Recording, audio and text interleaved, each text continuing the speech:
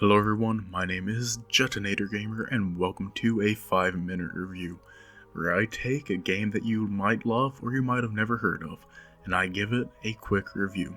Before we get started, let me just say that these are my opinions. If you disagree, that's more than okay. Tell me why in the comments below, and be civil about it. So, this is episode 1.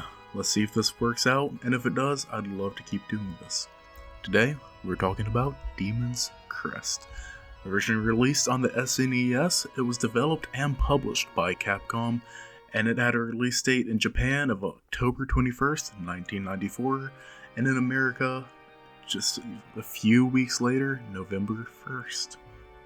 So, this is a single-player platforming game, as many of Capcom's games have been, and just right off the bat, when I was playing this game, it gave me very strong Mega Man vibes.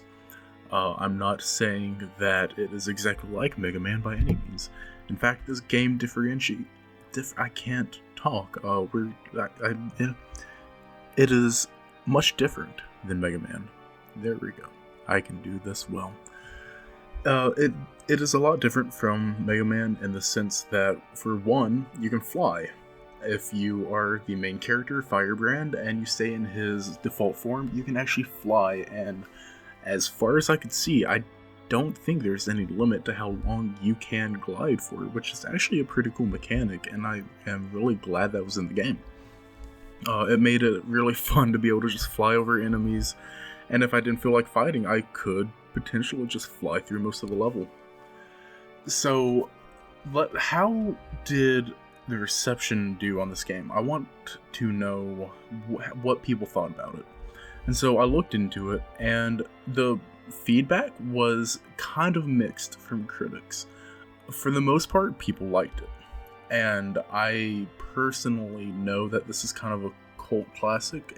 Not a lot of people know about it, but those who do usually end up really liking it. What I really loved about it was actually the music. I fell in love with the soundtrack, and I actually have been listening to it a good bit while I was getting my information for this video ready.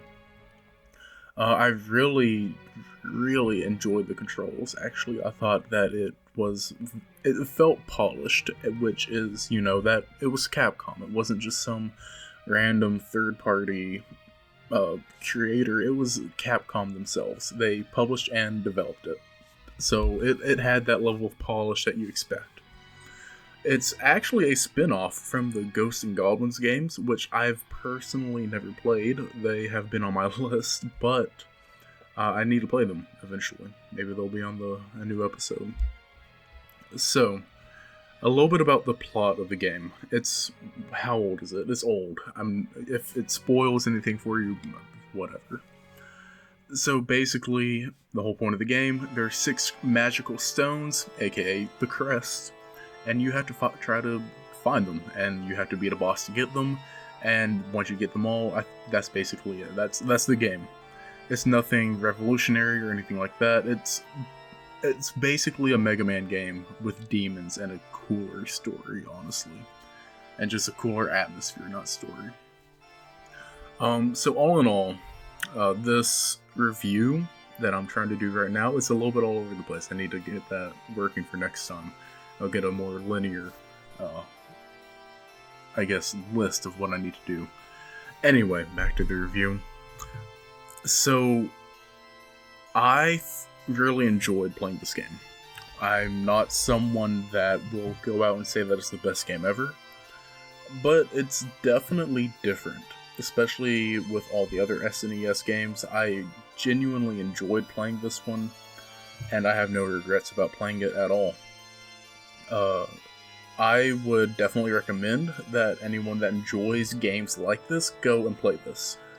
But if you're not into Mega Man, if you're not into Castlevania or any games like that, you can skip this game. It's nothing that you just are dying if you miss this. Yes, it has some very cool mechanics. It has some fun moments in it. But overall, if you're not into the platforming genre or Metroidvania, you're not going to enjoy this. So all in all, I would give this my review of a solid 7 out of 10. I don't see myself ever going back and playing this again, mainly because I kind of think that going back and replaying an old game like this a lot of times kind of skews what you think about it, and you start to nitpick at stuff even more, so I'm not going to do that. But yeah, overall, I would recommend this game. Everyone, I hope you did enjoy. I'm going to try to get a more linear progression to these episodes and try to make it where I can actually, not just be stumbling around the whole time. But this is just an idea for a video series that I've had for a while, and I want to see what you guys think.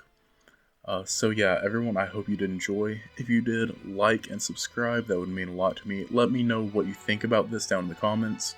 Let me know if you want to see more. Let me know what are some games that you want me to play and review. I want to do some older games, but at the same time, I have no issues with playing any newer games either. I already have a bunch from like 2015, 16 that I want to review. But yeah, everyone, I hope you enjoyed, and I will see you in the next video. Good day to you.